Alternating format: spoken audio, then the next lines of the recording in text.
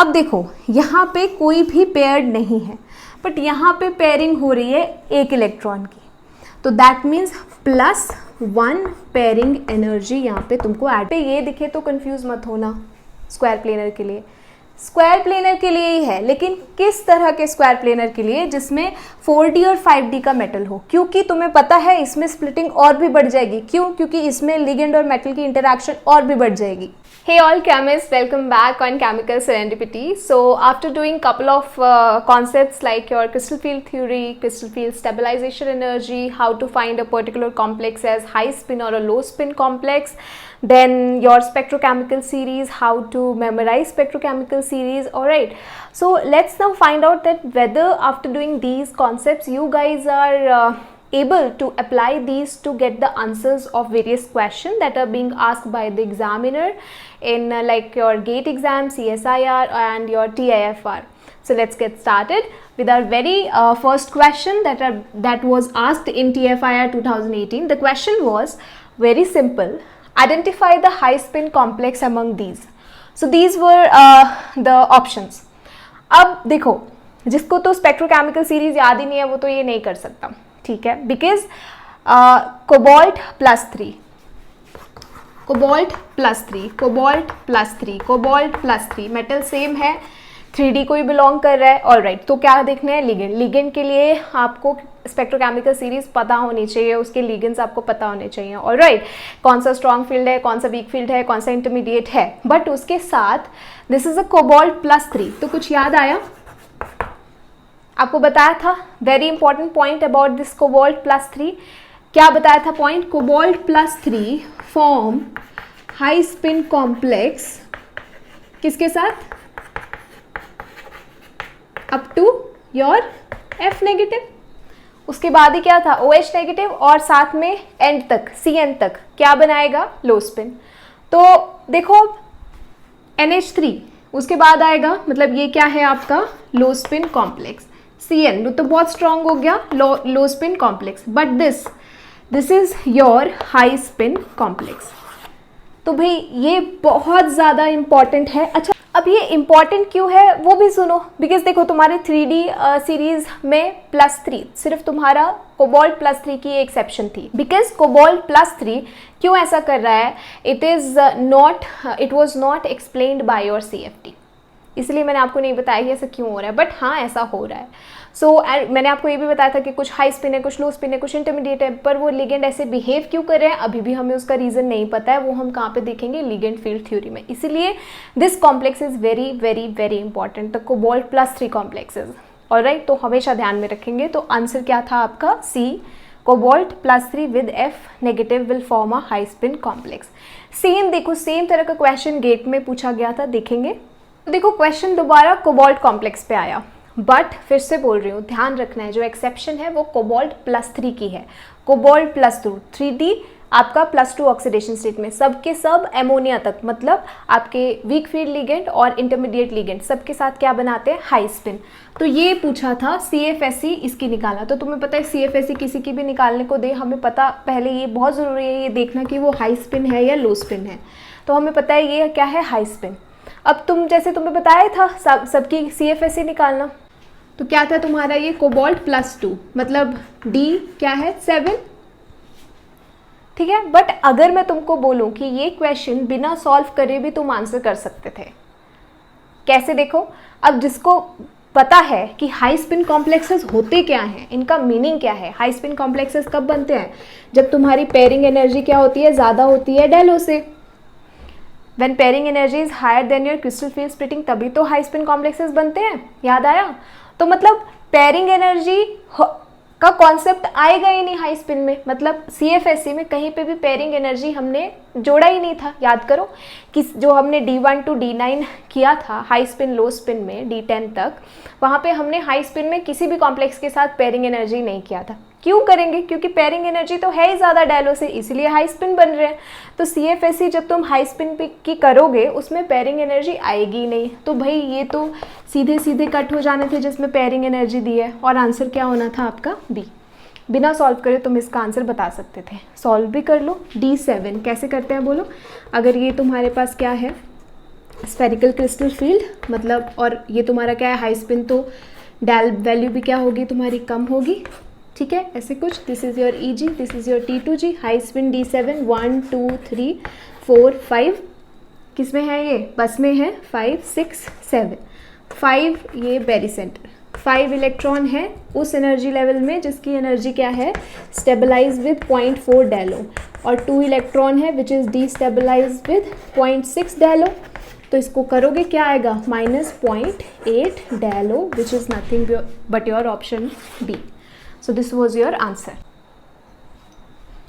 Alright, so next question was asked in GATE 2003, and the question is the magnetic moment of an octahedral cobalt-2 is 4.0 Bohr's magneton.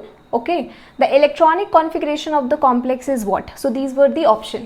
तो क्या बोला है, octahedral complex है cobalt 2 का, और उसका क्या दिया हुआ है, मैग्नेटिक मोमेंट 4.0। अब यहाँ पे ब्लंडर हो सकता था, क्योंकि एक बात हमने करी थी, किस में करी थी आपने, वैलेंस बॉन्ड थ्योरी में, ठीक है, जहाँ पे हमने मैग्नेटिक मोमेंट वैल्यूज़ लिखी थी। क्या लिखी थी देखो, अगर अनपेड इलेक्ट्रॉन 1 हो तो क्या होती है, अगर मैं 1 डेसिमल तक बात करूँ तो समथिंग 1.9 और समथिंग, 2 इज़ लेट अस से your 2.8, 3 3.8, 4 4.8, 5 around 5.9, I am not sure about these values, but हाँ ये ऐसे 1 2 3 4, तो उसमें क्या बताया था कि 5 हो गया unpaired electron, that means 5 point something, but what is something, तो उसी पे ये क्वेश्चन है। देखो अगर तुम बोलो कि 4 है आपका मैग्नेटिक मोमेंट, तो ये ना सोचना कि 4 अनपेड इलेक्ट्रॉन है, नो, बिकॉज 4 अनपेड इलेक्ट्रॉन के लिए 4.8 है value, and there is a huge difference between 4 and 4.8. So this 4.0 is closer to your 3.8. So number of unpaired electron will be 3 not 4. हमेशा ध्यान रखना है ये बात। तो तुमको मैं फिर से बोल रही हूँ, इसको याद करने की ज़रूरत नहीं है, बट इतना ध्यान रखना, इफ़ 2 unpaired electron 2 कब होंगे, जब value 2 point something which is will be more closer to your 3, the next value, the next number, all right. For example, अगर मैं तुमको बोलूँ that your magnetic moment value is your 3.8, then how many unpaired electron, 3, closer to the next number 4, all right. तो जैसे भी तुमको ठीक लगे वैसे तुम इसको याद कर लो, बट हाँ ऐसे तुमने इसको ध्यान में रखना है। तो 4.0 का मतलब number of unpaired electron are 3। तो इन सब में हम क्यों उलझे भाई, हमें पता ही है अनपेयर्ड इलेक्ट्रॉन 3 है और ऑक्टाहेड्रल हमारे पास है, ठीक है, तो ये या तो होगा हाई स्पिन या तो लो स्पिन, क्योंकि वो हमें इसने नहीं बताया। अब देख लो हाई स्पिन और लो स्पिन में क्या कॉन्फ़िगरेशन होगी। हाई स्पिन में क्या होगा, देखो 1 2 3 4 5, ठीक है, 6 7, यही होगा हाई स्पिन में। नंबर ऑफ अनपेयर्ड इलेक्ट्रॉन कितने होंगे, 3। लो स्पिन फिर भी चेक कर लो एक बार, क्या होगा 1 2 3 4 5 6 7, कितने अनपेयर्ड इलेक्ट्रॉन, 1, हो नहीं सकता। तो क्या है answer, T2G 5 EG 2। So the answer is this. तो जिन कुछ ऐसे क्वेश्चंस होते हैं देखो जिसमें तुम ऑप्शंस देखोगे, क्या पता ऑप्शंस देख के, जैसे वेरी फर्स्ट क्वेश्चन जो तुमने किया, ऑप्शंस देख के बिना CFSE कैलकुलेट करे ही तुम बोल सकते थे, ठीक है, बिना उसको देखे, ऑलराइट। बट कुछ क्वेश्चन में तुमको ऑप्शंस देखने की ज़रूरत है ही नहीं, जब उसने जो दिया है फटाफट से निकालो, तुम्हें कॉन्सेप्ट पता है, लगाओ, दैट्स इट, आंसर मिल जाएगा। Alright, so this was the answer, option A. Alright, so same question जो अभी किया वैसा सेम क्वेश्चन तुम्हारे CSIR नेट दिसंबर 2013 में आया था। सेम क्यों बोल रही हूँ, देखो, an octahedral metal ion M+2 has a magnetic moment of 4.0 Bohr's magneton. The correct combination of your metal and D electron configuration तुमको बताना था, ये तुम्हारे पास ऑप्शन थे। तो ये तो अभी ही किया हमने, तो हमें पता है कि नंबर ऑफ अनपेयर्ड इलेक्ट्रॉन इसमें क्या होंगे, 3 होंगे, और वो हमें अभी याद है कि कोबाल्ट 2 था जिसकी कॉन्फ़िगरेशन T2G 5 EG 2 थी। तो आंसर तो ए होगा, क्योंकि अभी पहले किया, सेम क्वेश्चन गेट में आया था। बट अभी तुम सारे देखो एक बार, तो कैसे देखोगे, तुम अनपेयर्ड इलेक्ट्रॉन तुम्हें पता है क्योंकि वो एक्सपेरिमेंटल दिया हुआ है तुम्हें क्वेश्चन में, तो 3 अनपेयर्ड इलेक्ट्रॉन, हाँ यहाँ 3 अनपेयर्ड इलेक्ट्रॉन बन रहे हैं। T2G 4 EG 2, कितने, 2, T2G में 2 ऊपर, कितने, 4 unpaired electron. T2G 3 EG 1, 4 unpaired electron. T2G 4 EG 2, कितने अनपेयर्ड इलेक्ट्रॉन हो गए, अगेन 4 अनपेयर्ड इलेक्ट्रॉन में अगर मैग्नेटिक मोमेंट देता तो कितना देता है, अराउंड 4.8 4.7, बट हमें क्या है 4 दिया हुआ है, तो number of unpaired electron 3, so answer will be A. So this was easy. Next question GATE 2008 में पूछा है, क्या पूछा है देखो, the magnetic moment of this complex K3। अच्छा, इस कॉम्प्लेक्स को मैं ऐसे लिख लूँ +3, तो कॉम्प्लेक्स पे क्या आ जाएगा आपका -3. So the magnetic moment of this complex is 5.0 Bohr's magnetron. The total crystal field stabilization energy means क्या पूछ रहा है, CFSE पूछ रहा है हमसे. कॉम्प्लेक्स उसने दे दिया है और इवन हमें उसने नंबर ऑफ अनपेड इलेक्ट्रॉन भी दिए हुए हैं. फटाफट बोल दो, 5 मत बोल देना. 5.0 मीन्स 4 अनपेड इलेक्ट्रॉन गिवन है. ऑलराइट, तो हमें क्या निकालना है, CFSE. क्या कर लिया ना, आ गया ना आंसर. बिना CFSE कैलकुलेट करे बोल सकते हो ना आंसर. अरे अभी तो बताया.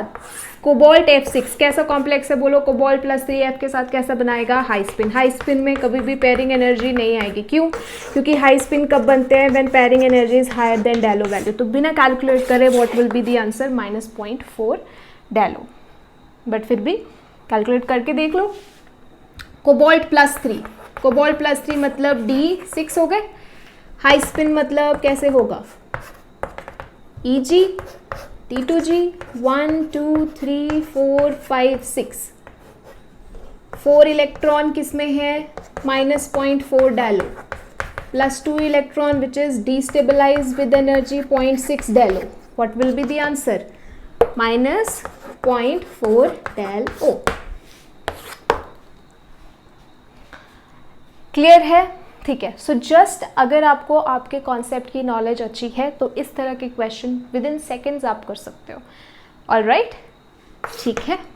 नेक्स्ट क्वेश्चन देखो. इट इज़ डिफरेंट क्वेश्चन जो हमने अभी तक किया. गेट 2016 में क्वेश्चन था. Question was the magnitude of difference of CFSE in डैलो ignoring pairing energy of this and this is what. So this was a numerical answer type question, NAT type question. तो इसमें तो कुछ options का है ही नहीं, तो हमें निकालना पड़ेगा. क्या करना है, magnitude of the difference of CFSE means इसका CFSE निकालो, इसका CFSE निकालो, दोनों का डिफरेंस वही आंसर है. तो देखो कैसे करेंगे. FeH2O 6+2. तो पहले तो सेम बात क्या पता होना चाहिए CFSE के लिए कि ये क्या है, हाई स्पिन या लो स्पिन. 3D मेटल +2 में वाटर के साथ क्या बनाएगा, high spin. Fe+2 that means what, D6, 3D6. तो क्या आएगा आपका, बोलो. हाई स्पिन में 1 2 3 4 5 6 कैसे, 4 multiply by -0.4 delo +2 electron in energy level which is destabilise by 0.6 delo. क्या आएगा बोलो, -1.6 delo plus 1.2 delo. It will be -0.4 delo. ठीक है, ये फर्स्ट आ गया. सेकंड देखो.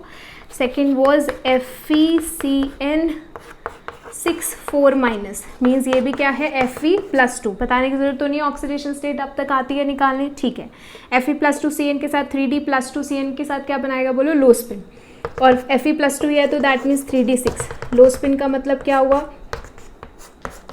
1 2 3. लो स्पिन मतलब ट्रेन में हो, 3 4 5 6. That means what, 6 electron in energy level which is stabilize by 0.4 del o. कितना आ जाएगा, -2.4 del o. Magnitude of the difference, that means sign जो आए हैं दोनों के उसको इग्नोर करो. 2.4 - 0.4 कितना आएगा, 2.0 हुआ था वहाँ पे. आंसर की में 1.9 to 2.1. So 2 is your correct answer.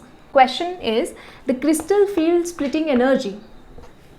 क्या दिया है, crystal field splitting energy डैलो for this complex is 18,000 centimeter inverse. The Dal value for this complex. तो ये complex क्या है, टेट्राहेड्रल. मतलब क्या पूछ रहा है वो, Dal T would be. कैसे निकालेंगे बोलो. क्या दिया है उसने, डैलो दिया है. किसके लिए दिया है, COCl6 नेगेटिव. क्या पूछ रहा है, डेल टी. किसके लिए, COCl4 2 नेगेटिव. क्या मेटल है ये, cobalt +2 with your Cl ligand. क्या मेटल है, कोबाल्ट +2 किसके साथ, Cl लिगेंड के साथ. मेटल सेम है, लिगेंड सेम है. तो डैलो और डेल टी में एक बहुत इंपॉर्टेंट रिलेशन हमने पढ़ा था, याद है, that ratio of del T and dalo is 4/9. पढ़ा था ना. क्यों आती है ऐसी ratio, because of the direction of the ligand which is approaching in octahedral and tetrahedral, and secondly the number of ligands approaching in tetrahedral and octahedral. तो यहाँ से what will be your del T? 4/9 multiply by del O. Del O is given to you. 4/9 multiply by what is del O? Your 18,000. तो क्या आ जाएगा ये? Answer will B 4 2 8, 8,000 centimetre inverse. 8,000 centimetre inverse. समझ गए बात. बट ये relation कब लगा सकते हो? When your metal and ligand is same. Next question देखो, गेट 2009 का क्वेश्चन है. Very easy question. The magnetic moment of this ruthenium complex, hexaaqua ruthenium +2 complex, is correspond to the presence of unpaired electron. तो देखो क्या पता होना चाहिए unpaired electron निकालने के लिए इस हेक्साक्वा कॉम्प्लेक्स में? यही पता होना चाहिए हाई स्पिन है या लो स्पिन है. तो रुथेनियम को देख के मुझे सोचने की ज़रूरत नहीं है. क्या है ये? Low spin. रुथेनियम किस फैमिली को बिलोंग कर रहा है? ये आयरन फैमिली को ना. Iron, ruthenium, osmium, right. तो कितने डी इलेक्ट्रॉन हो गए? 6, क्योंकि +2 ऑक्सीडेशन स्टेट में है. लो स्पिन बनाने की ज़रूरत है क्या? 1 2 3 4 5 6. How many unpaired electron? 0. So what will be the answer? 4th. So next देखेंगे. So next is very easy question of GATE and NET. So GATE 2000 में पूछा था the complex with maximum CFSE is, और आपको क्या दिया था? Option दिए थे 4. CFSE पूछी थी. तो देखो CFSE आप क्या देखते हो? CFSE is equals to negative और कुछ नंबर होता है, let us say x, I don't know what, but in general कुछ नंबर होता है और साथ में क्या होता है? Del value. For example CFSE octahedral की बोलो तो this is directly proportional to del value. If octahedral del O, if octahedral del T, if tetrahedral. That means CFSE is directly proportional to crystal field splitting energy. Both are different, but both the CFSE is directly proportional to crystal field splitting energy. तो बस हमें पता है ये कैसे देखना है हमें, whether it is a low spin or a high spin complex. तो टेट्राहेड्रल भाई क्या हो गया? हाई स्पिन कॉम्प्लेक्स, मतलब इसकी तो कम ही होनी है. ये क्या है? ऑक्टाहेड्रल. ये भी क्या है? ऑक्टाहेड्रल. ये भी क्या है? ऑक्टाहेड्रल. अब देखो हाई स्पिन, लो स्पिन इन तीनों में ये तो वैसे ही कट हो गया. वाटर के साथ कोबाल्ट +3 क्या बनाएगा? Low spin. देखो फिर से आगे कोबाल्ट वाला एग्जाम्पल हमेशा याद रखना, ठीक है? Low spin, cobalt +3. अब देखो ये इंपॉर्टेंट है, यहाँ पे देख पाना कि क्या हो रहा है. तो देखो कोबाल्ट +3, अगर आपके ये 3 है, द कोऑर्डिनेशन नंबर इज 6. अगर ये वाटर 6 होते तब तो कोबाल्ट +3 क्या बनाएगा? आपका लो स्पिन. बट 3 लिगेंड किससे रिप्लेस हो गए? F से, F नेगेटिव से. और F नेगेटिव के साथ कोबाल्ट क्या बनाता है आपका? कोबाल्ट +3 क्या बनाता है? High spin.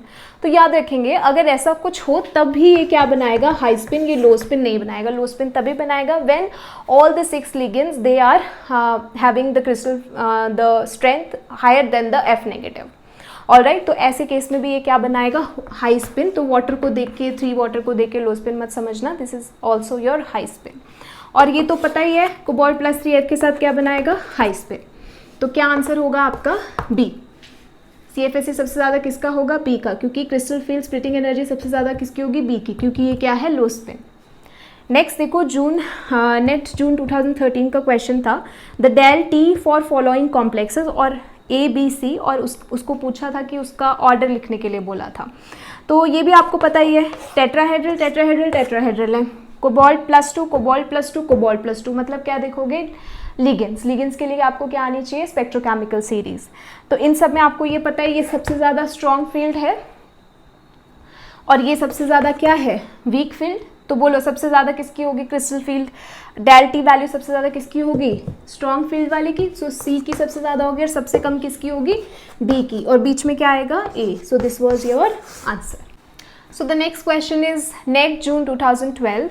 Which of the following has highest number of unpaired electron. तो आपको कॉम्प्लेक्स दिए थे, highest number of unpaired electron आपको निकालना था. तो वो तो आप तभी निकालोगे जब आपको पता होगा हाई स्पिन है, लो स्पिन है, कैसा कॉम्प्लेक्स है. तो देखो 1 by 1 करते हैं. ए देखो, ए में ऑक्सीडेशन स्टेट क्या है? Fe +2. कैसा कॉम्प्लेक्स है ये? ऑफ कोर्स हाई स्पिन, क्योंकि कैसा है ये, टेट्राहेड्रल। Fe+2 मीन्स कितना हो गया, D6 हो गया। हाई स्पिन का मतलब अब आपको बनाने की जरूरत है, पता चल रहा है ना, 4 इलेक्ट्रॉन, क्योंकि क्या हो गया कॉन्फ़िगरेशन, 4 नीचे आएंगे आपके और 2 ऊपर आएंगे, तो टोटल अनपेयर्ड इलेक्ट्रॉन कितने हो जाएंगे, 4। ठीक है।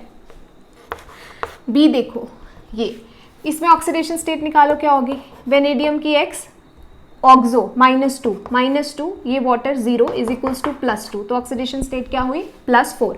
सो वेनेडियम +4 क्या हो गया, वेनेडियम +4 तो क्या हो गया, D1 तो वैसे ही कैंसिल हो गया, यहाँ तो 4 इलेक्ट्रॉन, 1 इलेक्ट्रॉन हो गया, तो 4 इलेक्ट्रॉन ज़्यादा है। ठीक है। सी देखो, इस कॉम्प्लेक्स में थोड़ी गड़बड़ हो सकती थी, क्यों, क्योंकि Hg जो है एज Hg2 भी इसको स्टेबलाइज कर सकता है, एज Hg1 भी स्टेबलाइज, बट ये काफ़ी लोगों को नोन है, बिकॉज दिस कॉम्प्लेक्स, ये आप देखते हो जहाँ पे आप मैग्नेटिक ससेप्टिबिलिटी निकालते हो यूजिंग गोएज बैलेंस मेथड, तो वहाँ पे ये यूज़ होता है। तो वहाँ पे हमें पता है कि ये कोबाल्ट +2 ऑक्सीडेशन स्टेट में, मतलब ये क्या है, Hg2, ये इसीलिए ऑक्सीडेशन स्टेट क्या आएगी बोलो, यहाँ पे क्या आएगा, -2, तो x -4 इज इक्वल्स टू -2, तो ऑक्सीडेशन स्टेट क्या आएगी, +2। सो कोबाल्ट +2 है, ठीक बात। कोबाल्ट +2 NCS के साथ कैसा बनाएगा बोलो, लो स्पिन, और कोबाल्ट +2 क्या हुआ, D7, तो कितना आएगा, 1 इलेक्ट्रॉन आएगा। डी देखो क्या है आपके पास, कोबाल्ट +3, कोबाल्ट +3 NH3 के साथ क्या बनाएगा बोलो, लो स्पिन बनाएगा, क्योंकि क्या है, +3, कोबाल्ट +3 कितना हुआ, D6 लो स्पिन कितना हो गया बोलो, 6 के 6 T2G में आएंगे, 0 अनपेयर्ड इलेक्ट्रॉन। तो क्या पूछे थे उसने, हाईएस्ट किस में है आपके, 4 इलेक्ट्रॉन A में, सो A was the answer. Next question देखो, डायरेक्ट क्वेश्चन जो आपकी ज्योमेट्रीज पे पूछे गए हैं, crystal field splitting energy diagrams जो हमने बनाई थी, सो उस पर्टिकुलर लेक्चर में मैंने आपको ऑलमोस्ट सब ज्योमेट्रीज की crystal field splitting diagrams cover किया था। तो सेम वैसे ही क्वेश्चन, डायरेक्ट क्वेश्चन पूछा है, देखो गेट 2005 में, in trigonal bipyramidal crystal field the d orbital with highest energy means the d orbital which is most destabilized. So which one will be most destabilized, जहाँ पे directly उसी direction में ligand क्या कर रहे हैं, अप्रोच कर रहे हैं। तो ट्रायगोनल बायोपिरामिडल में 3 लिगेंड XY प्लेन में है और 2 लिगेंड किस में है, Z एक्सिस में। तो 2 लिगेंड डायरेक्टली क्या कर रहे हैं, अप्रोच कर रहे हैं, लेकिन XY प्लेन में सिर्फ अगर एक्सिस 1 मान के चलो तो 1 ligand along the direction approach कर रहा है। तो दैट मीन्स Z डायरेक्शन में सबसे ज़्यादा क्या है, destabilization, that means what, dz² will be most destabilize. Same question देखो ट्रायगोनल प्रिज्मेटिक पे था, तो ये भी मैं आपको बता चुकी हूँ। फाइंड, आपको क्या बताना था, the d orbital which is most stabilize means having minimum energy, most stabilize. अब किसी को अगर इतना भी पता हो, कॉन्सेप्ट अगर CFT का पता हो और सिर्फ उसको जो ट्रायगोनल प्रिज्मेटिक स्ट्रक्चर है वो याद हो, तो उसको पता होना चाहिए, वो कॉमन सेंस लगा सकते हैं कि हाँ Z एक्सिस में तो मेरा कोई लिगेंड है ही नहीं।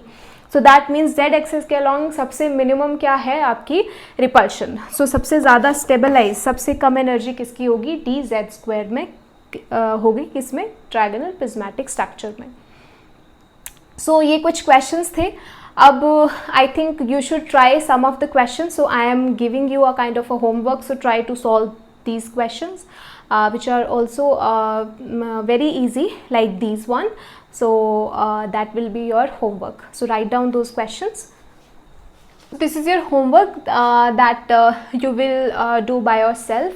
Alright, so first take a screenshot of this, then I'll explain these questions. Alright, so this is the question from NET June 2011. The question was very easy because nickel +2, 2 unpaired electron was given to you. You need to find out in which geometry. Alright, and next is GATE 2006, and this is very easy again. If you know the spectrochemical series, you can tell the correct order of Dallo value in these 4 options. And the last question is a very, I would say, this is a question which is a common sense based question. So how you will do it? If L is a neutral monodentate ligand, the species, 3 species are given to you, AgL4+2, AgL6+2, AgL4+3 are, तो यहाँ पे मैंने short में लिखा है, देखो P is for paramagnetic and D is for diamagnetic. So these 3 are for these 3. तो आपको इसमें करेक्ट ऑप्शन बताना है. So these are the questions जो आप खुद करो एंड ट्राई करो मैक्सिमम क्वेश्चन सॉल्व करने की जब आप एक पर्टिकुलर कॉन्सेप्ट पढ़ते हो. Alright, so that will help you a lot for sure. So that's it for today, and I'll catch you soon with the next topic, which is very important, that is the application of your crystal field theory. Till then, solve these questions. All right, thank you for listening.